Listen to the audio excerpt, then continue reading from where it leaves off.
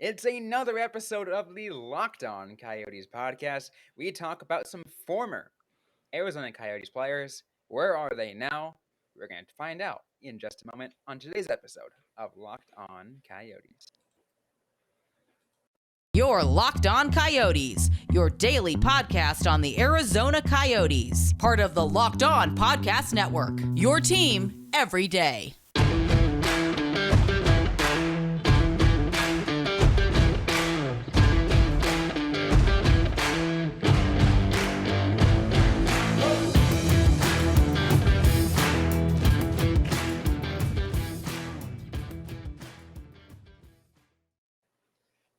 Welcome to the show, everybody. I'm Robyn Leonio. That's Carl Pavlak right beside me on today's episode of Locked On Coyotes. I want to thank everyone for making this show your first listen every day. We are free and available everywhere you get your podcasts, including on YouTube. We got a great show for you guys today. We're talking about some former Arizona Coyotes players and where are they now? And more specifically, we're talking about two Arizona Coyotes players, former Arizona Coyotes players, who have made their way over to the other desert team. Yep, that's right. The Dallas Stars. No, wait, the other desert team. It was funny, especially because it all happened in like the span of the week. It was announced that Phil Kessel had signed with the Vegas Golden Knights, and then they traded a fourth round pick in the 2024 NHL entry draft to the San Jose Sharks for former Coyote Adin Hill. Absolutely, which is let's start with Adin Hill because that was the newer one, which is a really interesting thing, right? Both of those, pretty interesting transactions on the Vegas part. But let's talk about Adin Hill for a sec, because not only did the Coyotes just look better with this because of all of this, because the Coyotes unloaded Adin Hill for a second round draft pick, right? They got a second round draft pick drafting away to Adin Hill. And they got Yosef Korenar, but we don't need to worry about that one. Yeah. But a second rounder and another goaltender, right? San Jose trades Adin Hill off the very next offseason for a fourth rounder. To a very desperate Golden Knights team. We talk about like Coyotes players having like an opportunity to prove themselves. Laurent Brossoit and Logan Thompson are the two players that Vegas had in planning on this, and neither of them have much experience. Adin Hill has the most experience of those three, I believe, which is saying something because like Garris didn't play Hill a lot. He didn't get that many games with the Sharks. He only played 25. Yeah, and I think that's the interesting thing to see how that all works. Obviously, anyone who knows me and kind of has listened to the show and listened to a lot of things, I like Adin Hill a little bit, but at the same time, like I don't like his attitude, and I don't like, I guess I don't like his approach to playing the game. Like he just kind of doesn't come off. It just doesn't come off right to me. Sure. Which a lot of there's, I mean, like, which some people might like the way he does. I personally don't. Um, and is he good? I mean, yeah, look, let's put it this way. We talked about this before, right? When he was on the Coyotes, he went through 10 straight games in a row before when both of Kemper and Ranta were out with injury. So it was like, oh, so we're gonna put in Hill and not worry about Prosvetov, and it's like, Yeah, he so survived those 10 plus games. and he survived. So that tells you something of the kind of player he is. The only thing is that was with the Coyotes. Can it translate to other teams? Obviously, like with San Jose, he did okay. Now we have to see how he does with Vegas, where he's a lot more pressure on him because does Vegas put in the a lot of stock into Logan Thompson? I don't think so, because like you said, you named two goaltenders. Some people it's like, where's Robyn Leonard? Robyn Leonard's out for the season, so like, Yeah. Sorry, it's just not like it.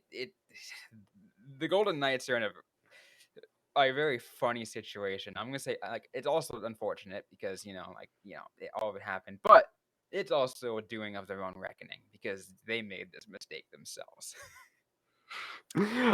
Absolutely. So, yeah, I mean, the way I'm kind of thinking about it, Adin Hill, he's probably going to have a better team in front of him than he would have had in San Jose with Vegas. Like, definitely, I mean, Vegas isn't gonna be a great team. Yeah, but they have some good players. Yeah. Like Mark Stone's going to be able to keep the puck out of the net. Jack Eichel probably is going to. Like, I do think that is, better than San Jose. We'll just say that. Better than San Jose. Well, San Jose is going to be probably the worst team in the Pacific Division next year, so that's Yeah. not saying a lot. But like I said, this is a pretty good opportunity for Adin Hill. I got the impression that he wanted to be the guy for the Coyotes, or a chance to prove himself as the guy. He didn't want to be like behind, third in line anymore. He didn't want to be a prospect behind Prosvetov.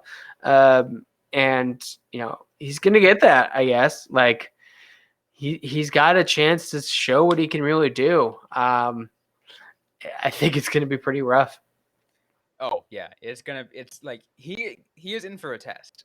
He is 100% in for a test, and I am 100% actually looking forward to it, seeing what he can do, how he's gonna do it. Because I mean, like I said, like I was a fan of his play style, and like I'm just like I've been rooting for him on playing well since he's been on the Roadrunners, right? Because he played well with the Tucson Roadrunners. Yeah. And he was like I think he was Tucson's best goaltender, like without a doubt. So like I would be lying if I said I never thought he would never pan out, because I thought for a moment he would. Yeah, I mean, and of the three goaltenders, like I think he is going to be probably the one that they lean on most. I looked it up. It looks like Brassard has played more games.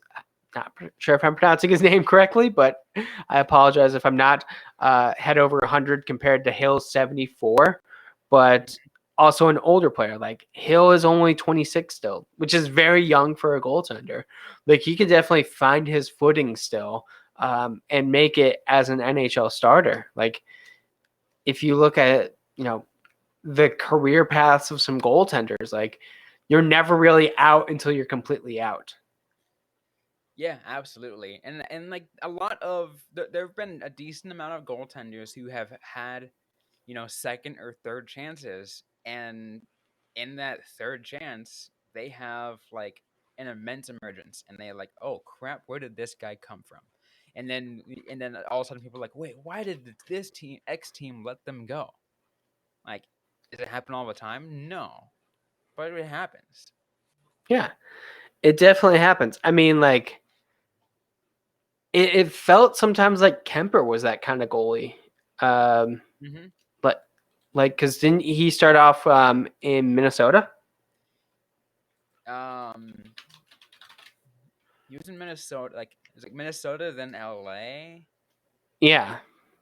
And then from LA to Arizona, where a lot of people were just like, "Oh, he's going to Arizona," yada yada yada. And then like he has a really good career in Arizona, leaves Arizona, and then wins a Stanley freaking Cup. Yeah. I was looking it up, and I would say probably the quintessential goalie who had a second win, Devin Dubnyk. Going from like the ECHL 1 year to being with the Coyotes, and eventually having a pretty good time with the Wild. Yeah, absolutely. And then obviously, his career faltered off once he got older. But yeah, he didn't have a third win unfortunately. I do want to add, by older, he is 36, so 2 years older than me. Can't wait for my career to start petering out. Hey, we're in the broadcast track, Carl. We can go as long as we want. Sure. Less physical breakdown. Yeah, yeah. You could be the next Don Cherry. Go forever. The name I want to be associated with, Don Cherry. Of all people, I just came up Yeah. with that name. I'm sorry, Carl. I'm gonna get some very flamboyant suits. And I'm not gonna say anything else about Don Cherry. That's about it. Okay, yeah. Yeah. We'll stick with that. Anyways, though, we're gonna get back on track in just a moment. Still got more to get to on this episode of Locked On Coyotes. We're gonna talk about players, former players of the Arizona Coyotes who have now moved on to their new destination. Again, this destination on today's episode, the Vegas Golden Knights. We're gonna get to the more in just a moment. But first, turn to Carl for a quick word. So I have to say, if you haven't tried the Built Bar Puffs yet, you are depriving yourself of one of life's greatest joys. And guess what? There's a new flavor. It's the delicious, it's the indulgent cookie dough. It's covered in 100% real chocolate. That's right, Built has done it again. Let me introduce you to your new favorite, the cookie dough chunk puff. They have a light and chewy texture, real cookie dough chunks, and of course, they're covered in 100% real chocolate. The real cookie dough chunks, I am not overselling those. They are really chunky. You bite into it, you can get that mouthful of cookie dough flavor. It's delicious, and it only has 160 calories and comes with a whopping 15 grams of protein. What I want you to do, go to build.com and use the promo code LOCKEDON15 to get 15% off your order. That's promo code LOCKEDON15 for 15% off at build.com. So let's continue this episode of Locked On Coyotes. Once again, Robyn Leano and Carl Pavlock. So we discuss, former Arizona Coyotes players who have moved on to their new destination. This episode, we talk about the Vegas Golden Knights. So that brings us to the second player who have moved in just the last, week or two, and Phil Kessel. He has signed a deal with Vegas, Carl. That's an interesting one. Yep, it's a 1 year, $1.5 million deal. Looks like it has a modified no trade clause where you can submit a 12-team no trade list. Interesting. Okay, so pretty much you can be half the league, yeah, no, I stay. Yeah. Yeah, although, I really doubt that is going to be necessary. Because with how much Vegas needs personnel, yeah. yeah. Oh, and also just the number of teams that are going to be looking for Phil Kessel at the trade deadline. I'm sure it's going to be. Yeah. And I'm sure that the 12 teams that is on his no trade list, probably the 12 or the bottom 12 teams in the league. Yeah, he probably could have just said a 6-team no trade list and gotten the 6 ones that are going to be relevant at the trade deadline. But whatever, he said 12. Absolutely, but it's going to be interesting on that on that side. One of the things that I tweeted out when it first got out, a couple weeks ago, I was like, all right, I said, hey, at Locked On Vegas Golden Knights, you guys better make sure that Vegas does not healthy scratch this guy until well after he breaks the record. And Which is just don't do it. Just don't even think about it. Let his streak end if he he gets injured, right? Because then that happens. But just let him ride it out. Let him go as set the record as best he can for most consecutive games played. I mean, ultimately, he's going to set that record very soon. I think he only has to do 8 games, 9, 10 games, something like that. Yeah, he's gonna surpass it in the first month, and he is going to be like comfortably the leader in that. Like, I don't think anyone is going to be getting close to it anytime soon. And something that I talked about a lot whenever I was invited on to come talk about Phil Kessel on either Twitter Space or a podcast or anything, it's like, once he's comfortably past that, you can scratch him. Like, Right. it's less so. Like, the fact that Philadelphia like blinked first and scratched Yandel and set that mark, it kind of makes everything a little bit more real. Yeah, and I think now with that insight, it makes it more interesting, right? It makes it more fun to watch. I'm still gonna be watching Phil Kessel's, next few games, no matter what, even though he's dressed in a, the Vegas mustard. I think it's now gonna be full time. But you know, and you guys all know how I feel about the Vegas team.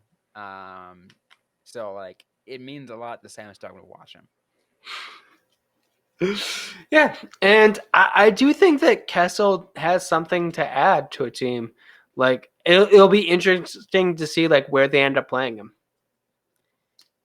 Yeah, exactly. I think especially again, like I mentioned, with a team that is kind of struggling with their personnel. I mean, yeah, you mentioned two players in Mark Stone and Jack Eichel, but like this team has freaking lot like from the 2018 expansion Stanley Cup final team. This looks drastically different, Yeah, which I mean, yeah, that's and all for not the good reasons. no, no. They gave away a lot of really good players for nothing because Because they put themselves in such a deep salary cap hole that they just need to figure something out. yeah. I will say, like, I do think that this is a good move for Kessel, like, because if he can get that time with some of those higher end players, like, he doesn't have to worry about what the Golden Knights are going to look like 2 years from now. It's going to probably be a train wreck, but he'll be long retired by then.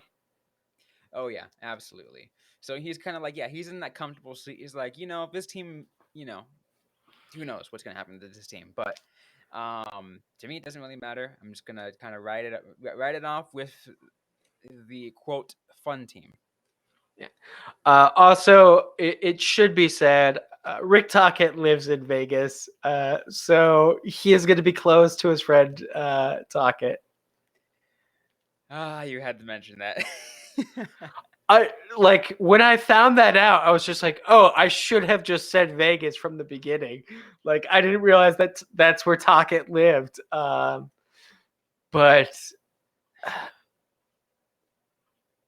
it says a lot that the fact that Phil Kessel did not do great under Tocchet in his time with the Coyotes, they are still like apparently very close. Like, and they have like a deep kind of connection. Like, that to me makes sense. Like, I'm sure that Tocchet provides something that Kessel needs. And it's one of those like reasons why like everyone kind of like thought he would be like a great coach for the Coyotes. Yeah, absolutely. I think that'll be interesting to see. But again, like I said, the Kessel to Vegas thing is going to be fun. Because well, like let's just put it this way, like I mentioned, the whole Vegas situation is just very interesting. Did you So see what Kessel said? He did the whole like it's nice to be in an opportunity to win thing, which I don't really find that too offensive. Like, it's something that gets said just a lot. I never really take too much stock into it. But also, like, we just had a whole segment about how Vegas's goaltending is garbage. So yeah, that's why I cringed when you said that. I'm just like, I mean, I get it because Arizona is in no place to win at all. yeah, But like we just said, Vegas is probably going to be a bottom three team in the Pacific Division. I mean, maybe there's certainly I don't think cup contenders at this point. Like, unless let's look at it this way. Edmonton is easily going to take the crown for the Pacific Division. Sure. Outside of that, I think the Kings are emerging, so like they probably got a playoff spot. Okay. And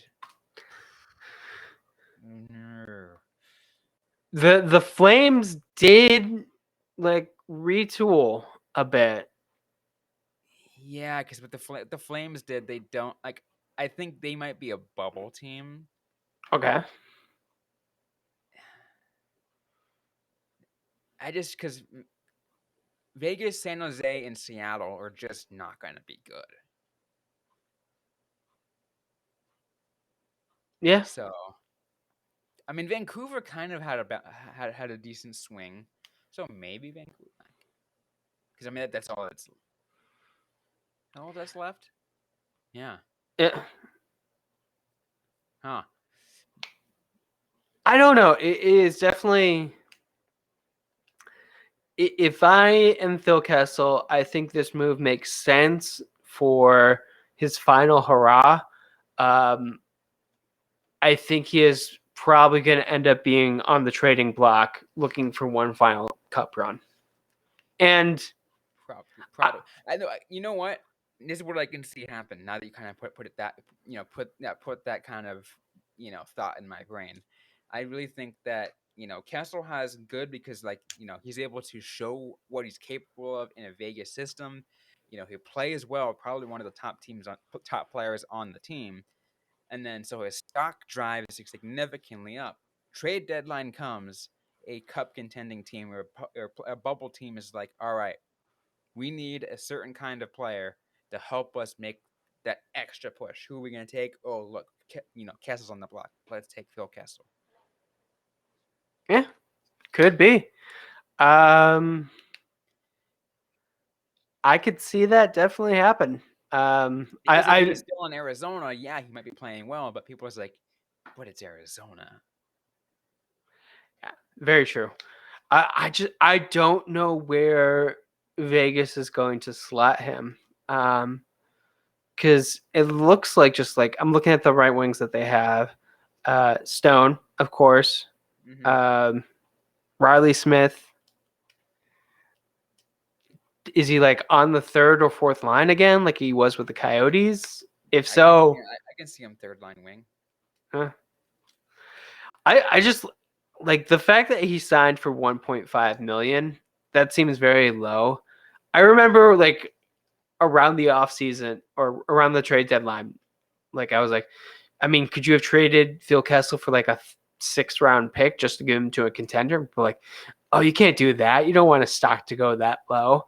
And now it's like just over league minimum. His stock has gone pretty low. But yeah, it'll definitely be interesting to see. Phil Kessel definitely kind of makes me hate the Golden Knights slightly less. Yeah, that's true. Yeah, only a little bit. Only a little bit. Just a tiny bit. Just a sliver. A very, very, very, very slim sliver. Yeah, I'm not gonna go buy a jersey or anything, but especially of how ugly those jerseys are. Yeah, true. Anyways, though, we're running out of time of this episode. Any final thoughts that you want to share? Yeah, just don't take it too seriously when an athlete says that they're in a position to win. Just don't. It's fun. It's one of those like 7 things that hockey players say. It's a sports athletes say it all the time. Yeah. Just never take that too seriously. Although I will mention this real quick, and it's a completely different sport, but I just loved it. Was when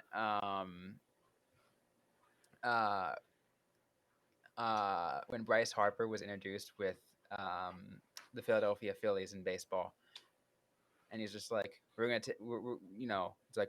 get a championship back to DC. He was formerly with DC, the Washington Nationals, that year the Washington Nationals win the freaking World Series, and I was laughing hysterically. I'm like, oh my god, this this is real. I but but that's the kind of mood that you gave me when you said that. Just don't take it seriously. I'm just like, wow. uh, Yeah. Let me like if they're getting cocky about it, then absolutely hold it against an athlete. If an athlete's cocky, that's kind of fair game to give him a little bit Yeah, a little I bit always say of like that. Like it was that phrase that he said was misconstrued because he meant to say Philadelphia, but he accidentally said DC. I would that I would love to see what would happen if a hockey player made that mistake. Just Oh my god, I'm imagining it now, but I won't say. I got like I'm not. I don't have a specific player in mind, but like I'm just trying to imagine it right now. That'd be hilarious. yeah, especially like, could you imagine if like a player said it like in a Canadian team? Like it would be like national news front page. Mm. Yeah, it would be hilarious. I would love Yep. it. I would love it though. It'd be amazing. Anyways, though, that's going to be it for today's episode of Locked On Coyotes. If you like what you heard, don't forget to leave a review, like, comment, subscribe. If you have yet to already, we're available everywhere you get your podcast, including on YouTube. Don't forget to interact with us on social media. We're on Facebook, facebook.com/LockedOnCoyotes, on Instagram at LockedOnCoyotes, and on Twitter at LO_Coyotes. I am personally at Robyn_Leano. It's Robyn with the Y_LEANO. Carl Pavlok is at Carl Pavlok FFH. Interact with us, ask a question you might have. We might answer right back or on a future episode of the Locked On Coyotes podcast. Thanks again, everyone, for listening to today's episode. I hope you guys are staying safe out there. Hope you guys are staying healthy. And don't forget to howl on.